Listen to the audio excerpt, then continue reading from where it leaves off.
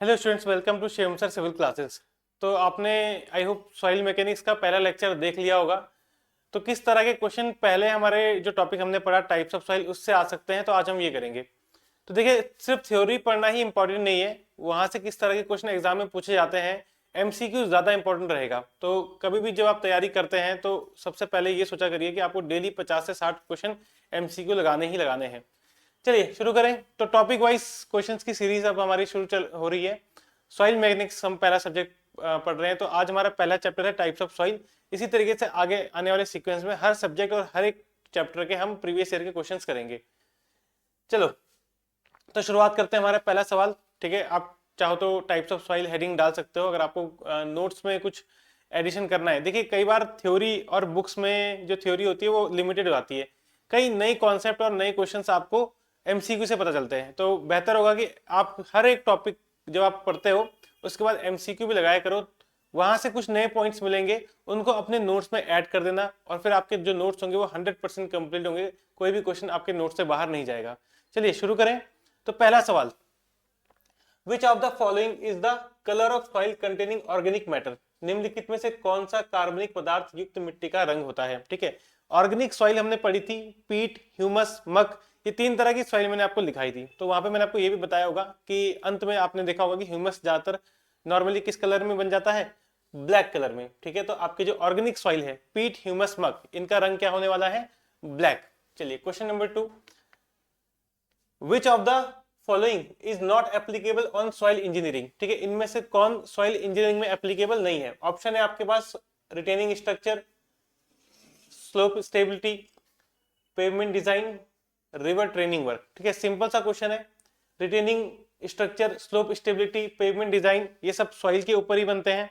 ठीक है, लेकिन रिवर ट्रेनिंग वर्क आपको पता होगा। रिवर ट्रेनिंग वर्क का मतलब क्या है? जहां पर हम नदी के फ्लो को कंट्रोल करते हैं। तो यहां पर आपका ये जो पार्ट है, ठीक है, ये हमारा सॉइल इंजीनियरिंग का पार्ट नहीं होगा। इस चैप्टर को हम इरिगेशन इंजीनियरिंग में भी पढ़ते हैं, आपको याद होगा। तो हमारा डी आंसर हो जाएगा, जो सॉइल इंजीनियरिंग से संबंधित नहीं है।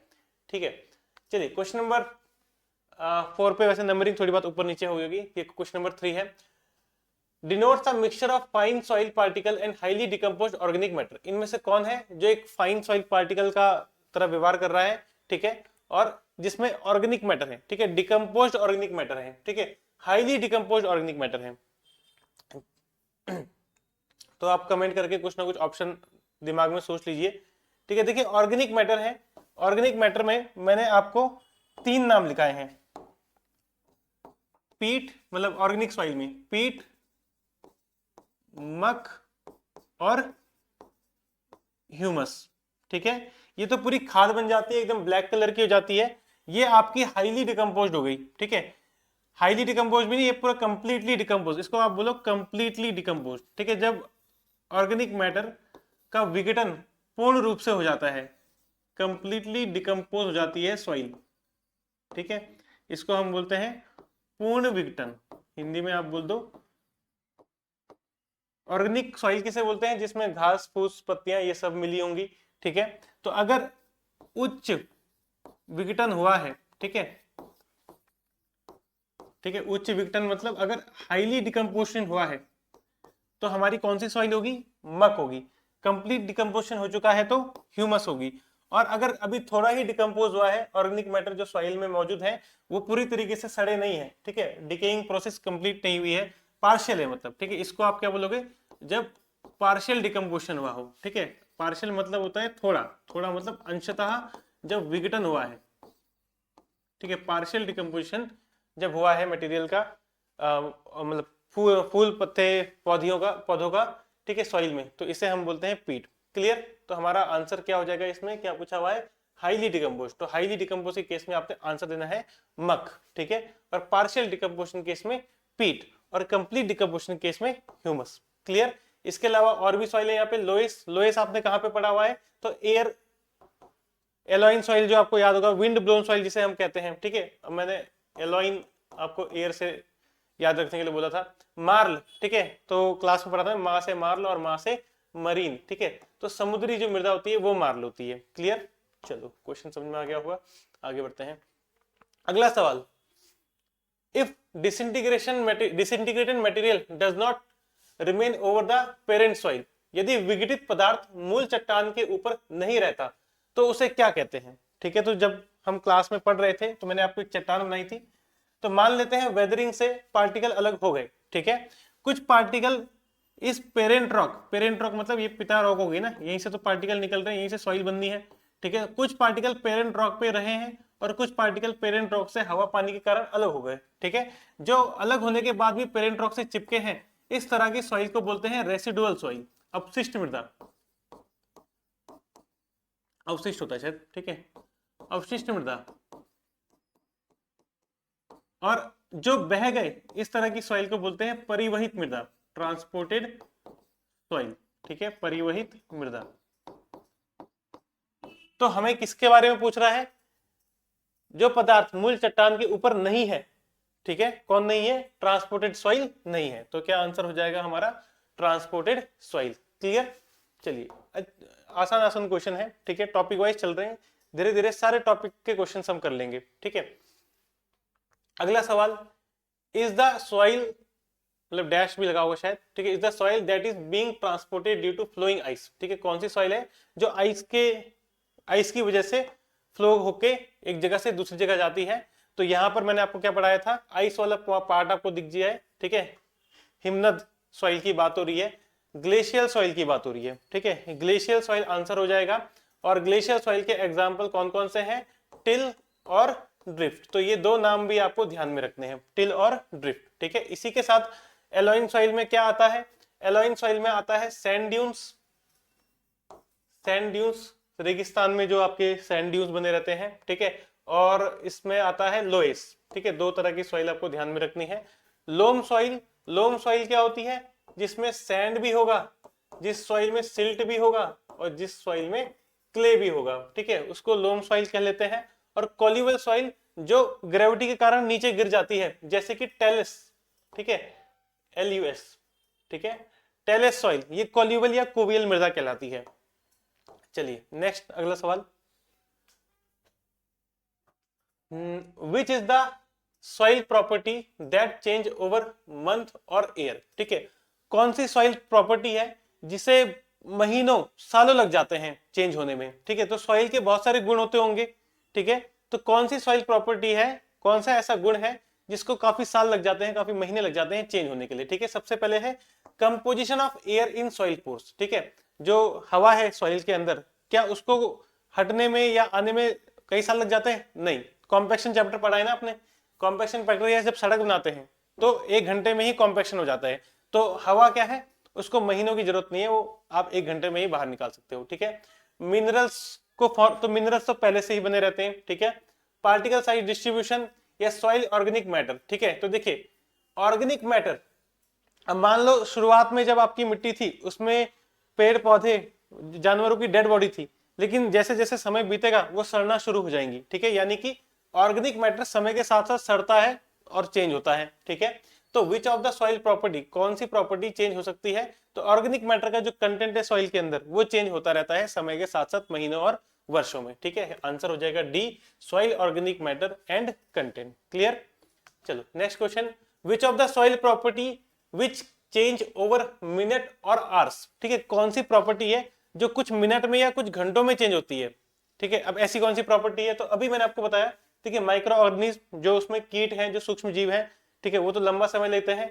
Soil organic matter content, organic matter content अभी आपने पीछे जवाब दिया कि उसको महीनों और सालों लग जाते हैं चेंज होने में। ठीक है, कंपोजिशन ऑफ एयर या पार्टिकल साइज डिस्ट्रीब्यूशन। ठीक है, तो सही आंसर क्या रहने वाला है, अभी बात की थी हमने, कुछ मिनट में आप क्या चेंज कर सकते हो सॉइल से, सॉइल को कॉम्पैक्ट कर सकते हो, कॉम्पैक्शन से उसके अंदर की हवा बाहर निकल जाती है। ठीक है, तो क्या आंसर हो जाएगा हमारा, मृदा में छिद्रों में वायु की जो संरचना है इसे हम कुछ मिनट और कुछ घंटों में ही हटा सकते हैं, चेंज कर सकते हैं इस प्रॉपर्टी को। क्लियर, चलिए थोड़ा स्पीड में तो नहीं हो रहा, आई होप क्वेश्चन थोड़ा स्पीड में भी करने चाहिए, फिर भी मैं धीरे धीरे बोलता हूं।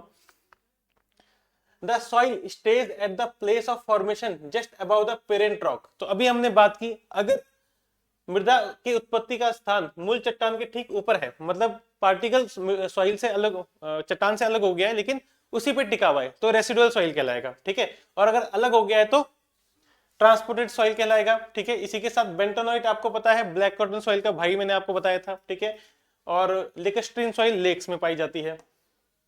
चलिए, तो इस क्वेश्चन का आंसर क्या हो जाएगा, रेसिडुअल सॉइल। ठीक है, आगे बढ़ते हैं। Soils are generally found in mountainous region. ठीक है, माउंटेनियस रीजन में कौन सी सॉइल पाई जाती है। ठीक है, तो देखिए जब तक ये ना लिखा हो कि नदी से आपकी जो सॉइल है वो नदी द्वारा परिवहित हो रही है, तब तक आप एल्यूवल, मतलब तभी आप एल्यूवल दो आंसर दोगे। ठीक है, तो सिर्फ ये ऐसा मत सोचना कि माउंटेन में पाई जा रही है तो कभी ना कभी नदी से बह के नीचे आएगी तो एल्यूवल मार देते हैं। ठीक है, तो जनरली जब लिखा ना हो कि नदी में बह के आ रही है तो कौन सी सॉइल होगी, वो नॉन एल्यूवल होगी। ठीक है, तो इसको आप अपने नोट्स में ऐड कर सकते हो कि नॉन एल्यूवल सॉइल। ठीक है, जो नॉन एल्यूवल सॉइल जो होती है और मतलब ज्यादा मतलब आपकी उपजाऊ भी नहीं होती है। ठीक है, आपका फर्टाइल सॉइल भी नहीं होती है, तो खेतों में नहीं जानी चाहिए। तो माउंटेनियस रीजन में इस तरह की सॉइल पाई जाती है। ठीक है, इसको बोलते हैं नॉन एल्यूवल सॉइल। चलिए next question, soil is weathered chemically due to. ठीक है, तो हमने दो तरह की वेदरिंग पढ़ी थी क्लास में। फिजिकल वेदरिंग, वेदरिंग मतलब जिसके कारण सॉइल पार्टिकल पेरेंट रॉक से अलग होता है। तो वेदरिंग दो तरह की होती है, केमिकल और फिजिकल। ठीक है, फिजिकल का मतलब है जब कोई खुद उठा के ले जाए, जैसे soil by means of air, water and ice. ठीक है, तो अगर हवा, पानी और बर्फ खुद सॉइल पार्टिकल को अलग करने में रोल निभा रही है तो उसको हम फिजिकल वेदरिंग बोलते हैं। ठीक है, और केमिकल वेदरिंग मतलब जैसे कार्बोनेशन की प्रक्रिया हो गई, आपकी ऑक्सीडेशन की प्रक्रिया हो गई, कुछ केमिकल रिएक्शंस हो गई, और जैसे पानी सॉइल पार्टिकल मतलब पानी जो है आपका पत्थर के अंदर सीप करता रहेगा। ठीक है, घुसता रहेगा, इस वजह से पार्टिकल अलग भी हो सकते हैं। ठीक है, तो ये प्रोसेस क्या हो जाती है, लीचिंग की कैटेगरी में आती है। तो थोड़ा ध्यान रखिएगा केमिकल वेदरिंग के अंदर। अब देखिए नोट्स में आप इस चीज को ऐड कर सकते हो कि लीचिंग क्या है, केमिकल वेदरिंग का एक पार्ट है। ऑक्सीडेशन, कार्बोनेशन, ठीक है, लीचिंग, ये सब क्या है, केमिकल वेदरिंग में आता है। ठीक है, इसलिए मैं आपको बोलता हूं कि थ्योरी के साथ साथ आपको एमसीक्यू लगाने चाहिए, और जब कोई नया पॉइंट आपको मिलता है इसको अपने नोट्स में ऐड कर देना चाहिए, फिर आपके नोट्स 100% पूरे हो जाएंगे, फिर कोई भी क्वेश्चन आपके नोट से बाहर नहीं जाएगा। तो अगर आपने नहीं लिखा है केमिकल वेदरिंग में लीचिंग, तो अब इसको लिख लीजिए। ठीक है, एग्जाम दो एसएससी जेई में क्वेश्चन आ रखा है। Which of the following is an odd type of soil as per formation criteria। ठीक है, निर्माण के आधार पे अगर हम देखें तो इनमें से कौन सी सॉइल है जो थोड़ी अलग है। ठीक है, तो निर्माण के आधार पे अगर हम देखें तो ब्लैक कॉटन सॉइल वो क्ले के अंदर आती है। ठीक है, ब्लैक कॉटन सॉइल एक क्ले है। ठीक है, इसमें मॉन्ट मोरिलोनाइट नाम का एक मिनरल पाया जाता है जिसके कारण इसमें हाई स्वेलिंग और श्रिंकेज की प्रॉपर्टी आती है। ठीक है, और एलोइन सॉइल ये हवा से ट्रांसपोर्ट होती है। एल्यूवियल सॉइल ये ट्रांसपोर्टेशन के आधार पे है। ठीक है, तो ये आपका नदी से ट्रांसपोर्ट होती है।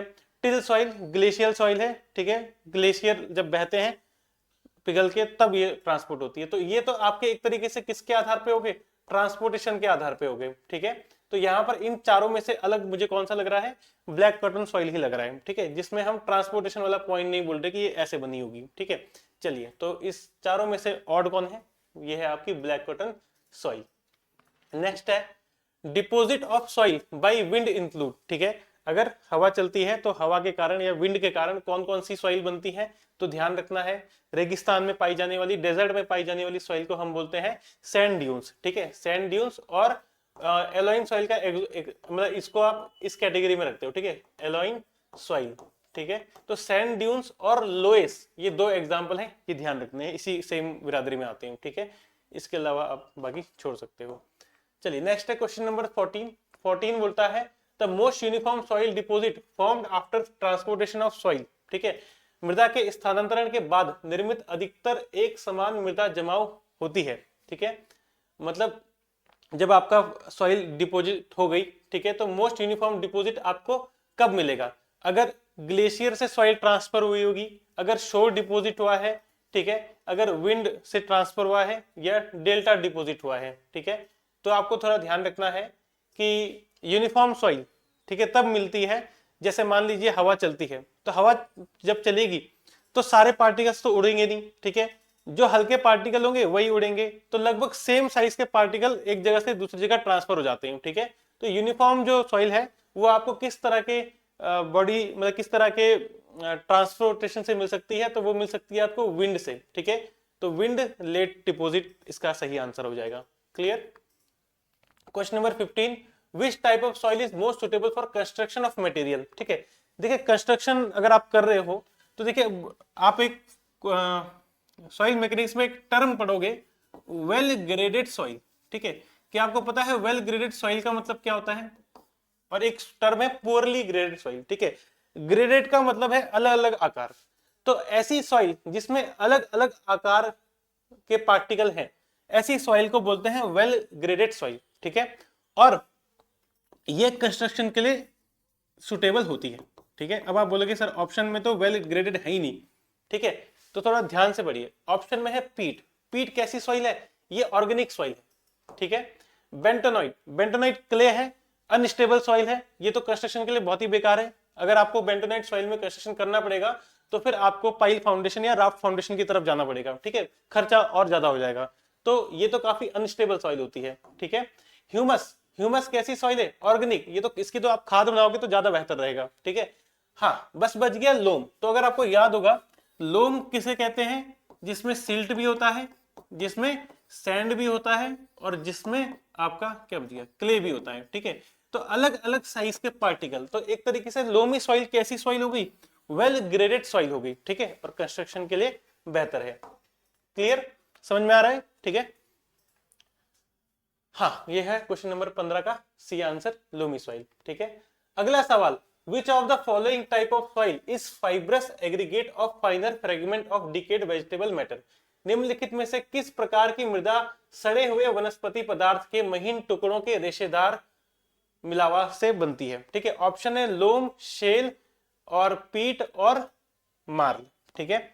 तो देखिए इसमें तो कोई खास कुछ बताने लायक है नहीं, क्योंकि मैंने आपको बार बार बता दिया, पिछले 2 क्वेश्चन आ गए ऑर्गेनिक सॉइल के। तो पीट, मक, ह्यूमस, ये सब ऑर्गेनिक सॉइल है, तो सही आंसर क्या है? ये, ठीक है। माल समुद्री है, शेल आप जानते हो, आप सॉइल को भी बोल सकते हो, और पत्थर होता है, ठीक है, स्टोन में मैंने आपको शेल दिखा रखा है, ठीक है। और लोम सॉइल अभी हमने पढ़ा थोड़ी देर पहले पिछले क्वेश्चन में। चलिए, तो क्या आंसर हो जाएगा आपका? पीट, ऑर्गेनिक सॉइल है, ठीक है। क्वेश्चन नंबर 17 है, आपसे पूछता है कि cohesionless soil are form due to, ठीक है, ससंजनहीन मृदा का निर्माण कैसे होता है? ठीक है, कोहेजन का मतलब क्या होता है? समान पार्टिकल्स के बीच में आकर्षण, attraction between same type of molecules, ठीक है, इसको कोहेजन बोलते हैं। और अगर अट्रैक्शन नहीं है तो कोहेजन लेस होता है, ठीक है। जैसे अगर आप बात करोगे क्ले, ठीक है, क्ले और सिल्ट सॉइल मैकेनिक्स में इनको हम क्या बोलते हैं? सबसे, मतलब क्ले तो सबसे ज्यादा, ठीक है, सिल्ट में थोड़ा कम होता है, तो ये कोहेसिव सॉइल है, ठीक है। अभी मैं आपको कंफ्यूज नहीं करता, तो अभी मैं सिर्फ क्ले लिखता हूं, ठीक है। क्ले कैसी सॉइल है? कोहेसिव सॉइल है, ठीक है। कोहेसिव मतलब क्या होता है? ससंजित मृदा है, ससंजित मृदा, ठीक है। इसके पार्टिकल आपस में चिपके रहते हैं, ठीक है। और आपको मैंने लिखा रखा है, सिल्ट और क्ले जो होती है वो केमिकल वेदरिंग से बनती है, ठीक है। और कोहेजनलेस जो सॉइल है वो फिजिकल वेदरिंग से बनती है, सॉरी उल्टा बोल दिया मैंने, हाँ। Cohesionless soil are form due to, ठीक है, तो यहां पर ऑप्शन में क्या है? ऑक्सीडेशन, हाइड्रेशन, फिजिकल और केमिकल। तो मैंने आपको क्या बोला था? सैंड और ग्रेवल, ठीक है, सैंड एंड ग्रेवल, ये कहां से बनती है? ये बनती है फिजिकल वेदरिंग से, ठीक है। रासायनिक अपक्षय हिंदी में बोलते हैं, सॉरी उल्टा बोल दिया, भौतिक, ठीक है, भौतिक अपक्षय, ठीक है, लिखा देता हूं ताकि कोई कंफ्यूजन ना रहे आपके मन में। और सिल्ट और क्ले ये बनती है केमिकल वेदरिंग से, रासायनिक अपक्षय से, ठीक है। तो हमें किसका पूछ रहा है? कोहेजनलेस। तो कोहेजनलेस कौन सी है? तो ये तो सिल्ट और क्ले कोहेसिव में आती है, कोहेजनलेस सैंड और ग्रेवल है, ठीक है। क्या आंसर हो जाएगा? फिजिकल वेदरिंग, ठीक है, उसी को फिजिकल डिसइंटीग्रेशन भी आप कहोगे। क्लियर, सिंपल सी बात है। चलो, question number 18, a black soil is popularly known as, ठीक है, ब्लैक सॉइल यानी कि ब्लैक कॉटन सॉइल, ठीक है, जिसमें मॉन्ट मोरिलोनाइट नामक एक मिनरल का कंटेंट ज्यादा होता है, ठीक है, हाईली अनस्टेबल सॉइल होती है। अब उसमें क्या होगा? भांगर, ह्यूमस, क्रिस्टलाइन या रेगुर, ठीक है, मतलब ये सॉरी नाम है उसका, ठीक है। तो देखिए हमारा ये आपको याद करना पड़ेगा, रेगुर, इसी को ब्लैक कॉटन सॉइल कहते हैं, ठीक है। तो रेगुर क्या है? ब्लैक कॉटन सॉइल का ही एग्जाम्पल है, या उसी का दूसरा नाम बोलोगे आप, ठीक है। तो अब देखो ये मैंने आपको नोट्स में नहीं लिखा है, तो अब हमें एक क्वेश्चन से एक नया पॉइंट मिल गया, तो आपने जस्ट अभी तुरंत अपने नोट्स में जाइए, जहां पे मैंने ब्लैक कॉटन सॉइल लिखा है वहां पे ऑब्लिक मार के उसका दूसरा नाम लिख दिया रेगुर, तब आपके नोट्स हो जाएंगे पूरे कंप्लीट, ठीक है। इसीलिए एमसीक्यू करते हैं, ठीक है, इसलिए मैं सारी चीजें भी नोट्स में नहीं लिखा था, ताकि आपकी आदत बनी रहे नया कुछ सीखने की। क्वेश्चन नंबर 19, ठीक है, geostatic stress on the soil is due to मृदा पर भूस्थैतिक, ठीक है, भूस्थैतिक दबाव, भू मतलब जमीन का दबाव, स्थैतिक मतलब रुका हुआ दबाव, ठीक है। तो सॉइल के ऊपर भू स्थैतिक जियोस्टैटिक दबाव क्या होता है? अभी सॉइल है, मान लो सॉइल के ऊपर सॉइल है, ठीक है, तो सॉइल का खुद का वजन ही क्या है, उसके ऊपर रुका हुआ है, ठीक है, वही उसके ऊपर जियोस्टैटिक स्ट्रेस पैदा कर रहा है, ठीक है। तो यहाँ पर है कि ब्लास्टिंग से आता है, सेल्फ वेट से आता है, एक्सकवेशन से आता है या वाइब्रेशन से आता है, ठीक है। तो यहाँ पर सही आंसर क्या हो जाएगा, मृदा का स्वयं भार ही क्या है, जियोस्टैटिक स्ट्रेस या जियोस्टैटिक प्रेशर है, ठीक है, क्लियर। गामा इंटू एच वाला फॉर्मूला हम उसमें लगाते हैं, अर्थ प्रेशर वाले चैप्टर में पढ़ाऊंगा आपको, ठीक है। नेक्स्ट अगला सवाल, सॉइल टेक्सचर इज, ठीक है, टेक्सचर किसे कहते हैं? टेक्सचर का मतलब क्या है? The arrangement of individual soil particle with respect to each other, ठीक है, आप पूरा पढ़ लीजिए। Ratio of sand, relative proportion of sand, silt, clay और टोटल मॉइस्चर कंटेंट, ठीक है, water content moisture content same चीज होगी, ठीक है। तो टेक्सचर, सॉइल की बनावट, तो सॉइल की बनावट हम देखते हैं कि उसमें कितने महीन पार्टिकल हैं, कितने मोटे पार्टिकल हैं, ठीक है, कौन से पार्टिकल है जो पानी को अट्रैक्ट करते हैं, यानी कि वो क्या किस चीज को दर्शाता है, relative proportion of sand, silt और क्ले को दर्शाता है, ठीक है, रेत, गाद और मृतिका के सापेक्ष अनुपात को दर्शाता है सॉइल का टेक्सचर, ठीक है, मृदा की बनावट, क्लियर। अगला सवाल, under ideal climatic condition how many centimetres of soil is develop, ठीक है, आदर्श जलवायु परिस्थितियों में कितने सेंटीमीटर मृदा विकसित हो जाती है, ठीक है, यानी कि सब कुछ सही चल रहा है, पूरी धरती में आप कोई छेड़खानी नहीं कर रहे हैं, आइडियल कंडीशन है, बारिश जहां पे होनी है वहां पे रेगुलर बारिश, मतलब बारिश भी हो रही है, धूप भी पड़ रही है, ठीक है, तो इसको आदर्श स्थिति बोलते हैं, ठीक है। तो आदर्श स्थिति में हम अगर ऐसे ही छोड़ दें, ठीक है, दुनिया को, तो अपने आप ही आप जो दुनिया है, ठीक है, धूल से धीरे धीरे जमा होना शुरू हो जाएगी, ठीक है। जैसे कि आप अपने घर को अगर 2 महीने के लिए छोड़ दें तो धूल अपने आप ही एक मोटी परत धूल की लग जाती है। तो यानी कि नेचर भी क्या करेगा, नेचर भी सॉइल डिपोजिशन में कुछ ना कुछ योगदान देता है। तो ऐसे ही अगर आप 15 साल तक किसी जगह को छोड़ देते हैं आइडियल कंडीशन में, तो ध्यान रखिएगा 1 सेंटीमीटर मोटी परत मिट्टी की वहां पर आपको दिख जाएगी, ठीक है। तो under ideal climatic condition how many centimetre soil is developed, 1 centimetre soil develop हो जाती है, ठीक है, आदर्श अवस्था में, ठीक है। चलिए, तो ऐसा हम मानते हैं हमारे साइंटिस्ट, ठीक है। Presence of organic matter in soil makes it, ठीक है, अगर सॉइल में आपका ऑर्गेनिक मैटर है, ठीक है, तो इनमें से क्या होगा, स्वेल एट लो मॉइस्चर, ठीक है, नमी की मात्रा में फुलाव आएगा, स्पॉन्जी नेचर हो जाएगा सॉइल का, ठीक है, स्पॉन्जी मतलब जैसे स्पंज होता है ना, पिचक जाता है, खुल जाता है दबाने पे, ठीक है। Shrink with increasing moisture content, नमी की मात्रा बढ़ने पे उसमें सिकुड़न आएगी, या इनमें से कुछ नहीं होगा, ठीक है। तो जैसे ऑर्गेनिक मैटर जब सड़ता है, जैसे आपने खाद देखी होगी ना, तो खाद को आप दबाओ तो थोड़ी पिचक भी जाती है, स्पंजी नेचर हो जाता है, ठीक है। तो आपको ध्यान रखना है कि अगर ऑर्गेनिक मैटर है तो स्पंजी नेचर आ जाता है सॉइल में, क्लियर। चलिए, आंसर है बी, स्पंजी नेचर। अगला सवाल, how the expensive soil can be removed and replaced by less expensive soil, ठीक है, यानी कि एक्सपेंसिव मतलब फूलने वाली, ठीक है। तो expensive soil can be removed and replaced by less expensive soil, ठीक है, आप कब किसी फूलने वाली सॉइल को हटा सकते हो, तो when shallow moderately expensive soil are present at surface, ठीक है। तो हम हटाएंगे तभी जब कोई खराब मिट्टी ऊपर की सतह में होगी, ठीक है। कई बार हमें जब हमें सॉइल का स्टेबलाइजेशन करना होता है, ठीक है, तो सॉइल को सही करना होता है, तो ऊपर जो खराब मिट्टी है उसको हम हटा देते हैं, ठीक है। तो तभी तो हटाओगे जब वो ऊपर पे होगी, ठीक है। तो when shallow moderate expensive soil are present at surface, तो जब कोई खराब मिट्टी सतह पे होगी, ठीक है, तभी आप उसको चेंज कर सकते हो, ठीक है। बॉटम में होगी तो फिर चेंज करना मुश्किल हो जाएगा, ठीक है, क्लियर। तो ये तो थोड़ा ऐसे ही क्वेश्चन हो गया। Deep brown soil of cellular structure, ठीक है, ऐसी जो काफी डीप ब्राउन, ठीक है, थोड़ा लाल जैसी दिख जाती है, गहरा भूरा रंग अगर है सॉइल का, ठीक है, तो किस तरह की सॉइल ये कहलाती है, ठीक है। पूरा स्टेटमेंट पढ़ लेते हैं। इजी टू एक्सकवेट, यानी कि खुदाई करना आसान है, but gets harden on exposure of air, लेकिन जैसे ये वायु के संपर्क में आती है तो हार्ड भी हो जाती है, ठीक है। Owing to the formation of hydrated iron oxide, ठीक है, और लाल कंटेंट आप देख ही रहे तो जाहिर सी बात है इसमें आयरन की मात्रा, आयरन ऑक्साइड की मात्रा होगी, ठीक है। तो इसमें से आपका एग्जांपल क्या है, बेंटोनाइट, लोम, हार्ड पैन या लेटराइट, ठीक है। तो देखो बेंटोनाइट लोम का तो आपको आइडिया है, ठीक है, हार्ड पैन का कोई आइडिया नहीं है, ठीक है। तो अभी ध्यान रखिएगा, ये लाल कलर की जो मिट्टी होती है ये लेटराइट होती है, ठीक है, लेटराइट पत्थर से मिलती है आपको। चलिए next question, which of the following is not a physical weathering agent, ठीक है। फिजिकल वेदरिंग एजेंट क्या होता है, जब सॉइल में, आपको मैंने नोट्स में लिखा रखा है फिजिकल वेदरिंग में 2 पॉइंट लिखा रखे हैं, या तो एयर, वाटर और आइस जब उठा के पार्टिकल को अलग करती है, या फ्रीजिंग एंड थॉविंग, यानी कि बहुत ज्यादा जमने या गर्म होने के कारण सॉइल पार्टिकल अलग हो जाता है, ठीक है। तो आपको ध्यान रखना है, एयर, वाटर और आइस तो ऑप्शन में नहीं है, लेकिन फ्रीजिंग और थॉविंग, फ्रीज मतलब जमना और थॉविंग मतलब थोड़ा गर्म होना, ठीक है। तो इस बार बार फ्रीजिंग थॉविंग से भी पार्टिकल अलग हो जाता है, ठीक है। तो फिजिकल वेदरिंग का आंसर क्या हो जाएगा, अच्छा क्या पूछ रहा है इसमें, नॉट, अच्छा नॉट पूछ रहा है, सॉरी क्वेश्चन मैंने पूरा नहीं पढ़ा, कौन सा नहीं है, तो भाई फिजिकल फ्रीजिंग थॉविंग तो है, ठीक है, और बारिश भी होती है, क्लाइमेट चेंज भी हो रहा है, ठीक है, इसको आप फिजिकल वेदरिंग में ले सकते हो। क्लाइमेट चेंज का मतलब हवा भी चलेगी, तूफान आएगा, ठीक है। चलिए बारिश, हैवी बारिश होती है तो क्या होता है, पानी बहा के एक पार्टिकल को दूसरे पार्टिकल में ले आता है, ठीक है। तो ये वाटर वाला पॉइंट है, ठीक है, ये सब आपके फिजिकल वेदरिंग है, ठीक है। अब एसिडिक रेन हो रही है, ये फिजिकल वेदरिंग नहीं, ये केमिकल वेदरिंग में आ जाएगा, ठीक है। एसिडिक रेन, रेन में एसिड मिल गया, ठीक है, और जैसे ही सॉइल में वो पानी जाएगा तो उसका टेक्सचर जो है, ठीक है, वो भी चेंज होने लग जाएगा, उसके मिनरल्स भी चेंज होना शुरू हो जाएंगे, ठीक है।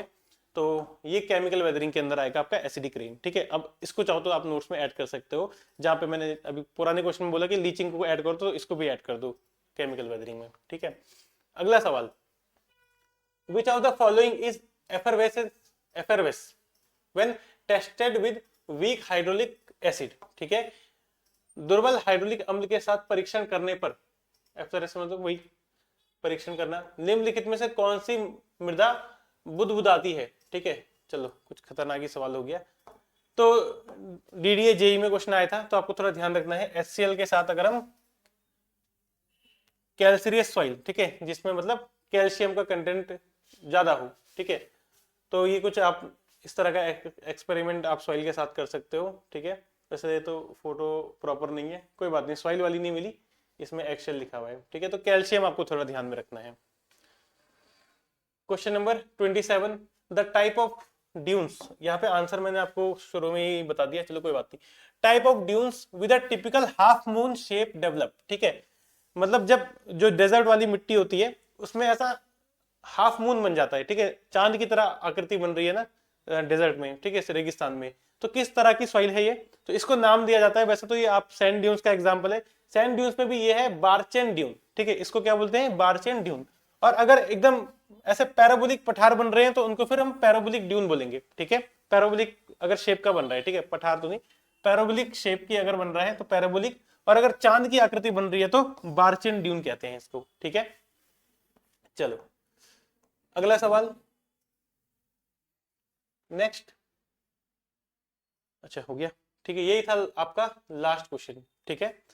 चलिए तो आज के लिए हम इतना ही करते हैं। तो हमारी जो पहली जो यूनिट थी, या पहला यूनिट तो नहीं बोलेंगे, पहला चैप्टर था सॉइल, टाइप ऑफ सॉइल, उसके मैंने आपको एमसीक्यू करा दी, ठीक है। अब जो नेक्स्ट चैप्टर आएगा पहले मैं आपको पढ़ाऊंगा प्रॉपर्टीज ऑफ सॉइल वाला, और फिर उस उधर तो न्यूमेरिकल्स भी आते हैं, ठीक है, तो उनके क्वेश्चन फिर मैं आपको कराऊंगा, क्लियर। तो ऐसे हमारी तैयारी बहुत अच्छी हो जाएगी। चलो तो अब हम मिलते हैं नेक्स्ट चैप्टर में, टाइप्स ऑफ सॉइल खत्म हो गया, तो property of soil, property of soil important है, वाइड रेशो, 3 फेज डायग्राम, ठीक है, सारे पोरोसिटी वाले फॉर्मूले वो सब उसी में आते हैं, ठीक है। तो सेकंड, थर्ड, फोर्थ जो चैप्टर रहेगा वो बहुत इंपॉर्टेंट रहेगा, मैक्सिमम क्वेश्चन जो आते हैं वो उन्हीं से आते हैं। चलिए थैंक यू सो मच यहाँ तक वीडियो को देखने के लिए, और अगर वीडियो पसंद आया हो तो कमेंट जरूर करना है कि मैंने वीडियो पूरा कंप्लीट देखा है, ठीक है। चलो।